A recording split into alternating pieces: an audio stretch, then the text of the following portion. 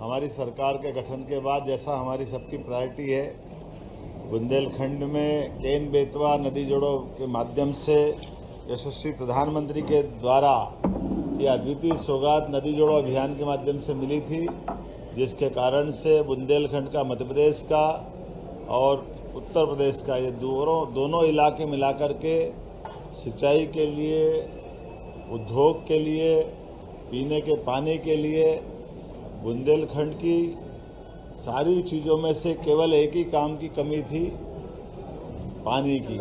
और हमारी सरकार ने नदी जोड़ो अभियान के माध्यम से देश भर में नंबर 1 का स्थान बनाया। जब हम राजस्थान, उत्तर प्रदेश, महाराष्ट्र सभी के साथ नदी जोड़ो अभियान में सबसे आगे निकले और यशस्वी प्रधानमंत्री ने नदी जोड़ो अभियान के लिए 90% की ग्रांट दे करके हमारे पूरे क्षेत्र के लिए सभी तरह से, जैसा मैंने पूर्व में उल्लेख किया, पीने के पानी, औद्योगिकरण और सिंचाई के लिए पर्याप्त रूप से जल राशि का प्रयास किया। साथ ही साथ बुंदेलखंड को लेकर के हमने अपने इस स्थान पर टूरिज्म को भी बढ़ावा देने के लिए, आपको उल्लेख होगा कि ये ओबेरॉय ग्रुप के माध्यम से पूरे देश का सर्वश्रेष्ठ एक ऐतिहासिक किले के रूप में जो प्रॉपर्टी थी, आज वो अपना एक विशेष स्थान बनाते हुए हमारे पन्ना रिजर्व टाइगर और साथ ही साथ पर्यटन के बाकी गतिविधि चलाने के लिए ये अद्भुत स्थान बना है। हमने टूरिज्म के साथ साथ माइनिंग सेक्टर में भी, जैसे हीरा को जीआई टैग दिलाया, पन्ना के अंदर मेडिकल कॉलेज, कटनी के अंदर मेडिकल कॉलेज, हमारे अपने छतरपुर में मेडिकल कॉलेज अगले साल तक प्रारंभ हो ही जाएगा। टीकमगढ़ का और सारे क्षेत्र की दृष्टि से एक एक करके हर क्षेत्र में school, college, medical college, hospital, उद्योग धंधे की दृष्टि से कई सारी सौगातें कल हमारी कैबिनेट में भी आने वाली है। और आज दिन भर हमने हमारी सरकार के कई महत्वपूर्ण विभागों के समीक्षाओं का कार्यक्रम या क्रम जारी रखा, जिसमें बीते 2 वर्ष के काम के समीक्षा करते हुए आने वाले 3 वर्ष के भी कामों के बलबूते पर सरकार के माध्यम से हम बुंदेलखंड और प्रदेश की क्या सेवा कर सकें, ऐसे कई कामों को लेकर आए। ये कन्वेंशन हॉल का उपयोग प्रॉपर तरीके से शासन के साथ सामाजिक स्तर पे सभी प्रकार से इसके बेहतर उपयोग हो, इसलिए पर्यटन विकास निगम को पुनः दिलवा करके इसकी सुविधा के साथ साथ ये हमारा क्षेत्र कैसे आगे बढ़े, इस पे हम काम कर रहे हैं। आज हमने यहाँ अपने खजुराहो में जनजाति जाति विभाग, स्थानीय शासन विभाग, टेक्निकल और एजुकेशन के साथ ऐसे कई प्रकार के अलग अलग विभागों की भी समीक्षा की है और हमारे अपने वरिष्ठ मंत्रियों के साथ उनके विभागों के भी कई दूरदर्शी निर्णय लेने का प्रयास किया है। हम सब उम्मीद करते हैं कि माननीय प्रधानमंत्री के नेतृत्व में जिस प्रकार से देश आगे बढ़ रहा है, मध्य प्रदेश भी नंबर 1 का राज्य बने, इस दिशा में काम कर रहे हैं। उम्मीद करेंगे अब यहाँ से आपके बाद लाइट एंड साउंड शो के कार्यक्रम में हमारे सभी माननीय मंत्री कल आज उसमें शामिल होंगे। और ये जो हमारा प्रयोग हो रहा है कि हम अलग अलग क्षेत्र के विकास की दृष्टि से कैबिनेट भी वहीं जाके करें, ताकि उस क्षेत्र को भी लाभ मिले, मंत्रीगणों को भी और जनता को भी, दोनों के बीच की दूरी आनंद के साथ एक दूसरे को समझने में भी समय लगे।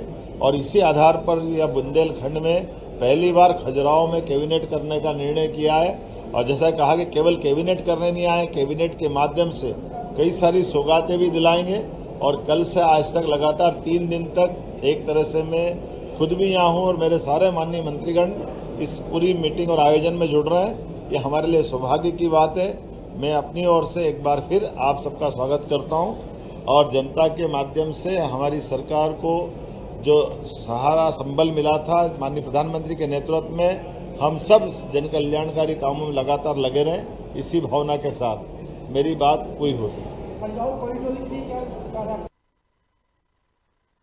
धीरे मना धीरे सब कुछ हो, कल बताएंगे कैबिनेट के बाद क्या क्या हो रहा है। 2 साल के बाद 2 साल की उपलब्धियां तो आई थी, 3 साल का आपका इसी मीटिंग्स में बन रहा हूँ। बिल्कुल, ये मैंने पूर्व में भी कहा कि हमने 2 साल के कामों की समीक्षा और आने वाले 3 साल के टारगेट तय करने का निर्णय किया।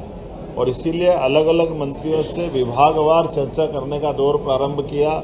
एक दौर विधानसभा के दरमियान से वहाँ चला था, बाकी का अभी आया है और कुछ और बचेगा। लेकिन इसके बाद हमारी अपनी इसी महीने के अंदर और बड़ी सारी सौगातें मिल रही है। उदाहरण के लिए 21 तारीख को भोपाल में मेट्रो ट्रेन और कई विकास की सौगात भोपाल में दिलाएंगे। 13 और 14 तारीख के दिन इंदौर और भोपाल में कुछ अलग अलग कार्यक्रम होने वाले हैं। 25 तारीख को अटल जी की जन्म शताब्दी के समापन के साथ हम लगभग 2 लाख करोड़ के अलग अलग उद्योग के भूमि पूजन लोकार्पण के काम संपन्न करने वाले हैं। ऐसे सिलसिले लगातार चलते रहेंगे। पूरा महीना ये हमारा इसी प्रकार से निकलने वाला है। अगले साल की प्लानिंग भी हम लोगों ने तैयार कर ली है।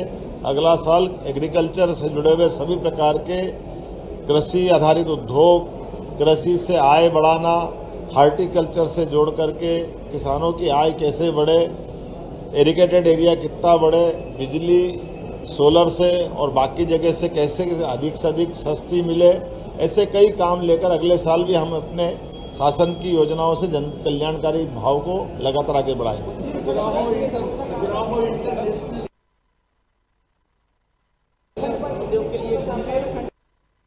बुंदेलखंड के लिए हमारा उद्योग से जुड़ा हुआ एक बड़ा निर्णय आने वाला है और बुंदेलखंड की पर्यटन की गतिविधियों को बढ़ावा देने के लिए भी, पुरातात्विक गतिविधियों को बढ़ावा देने के लिए भी हम कटिबद्ध हैं। एजुकेशन के लिए जैसे उल्लेखनीय कि बुंदेलखंड में हमारी सरकार बनने के बाद ही हमने रानी अवंतीबाई के नाम पर सागर में एक विश्वविद्यालय दिया।